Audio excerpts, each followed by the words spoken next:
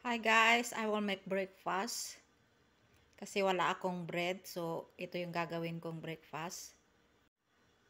Ayan yung mga ingredients.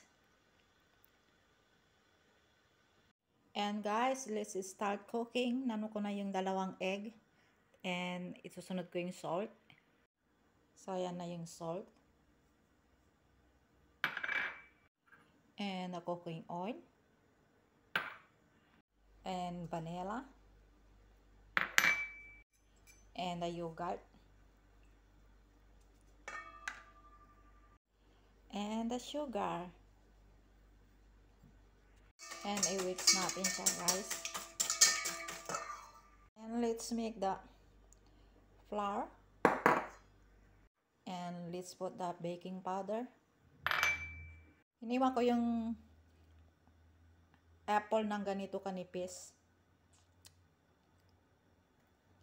Ayan siya oh. Ayan na guys, nilagay ko na siya sa may baking pan. And ilalagay natin yung ganyan oh.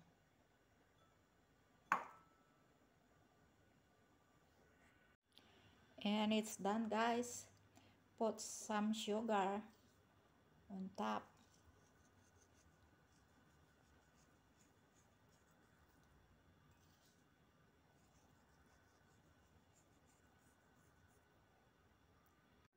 And it's ready to bake.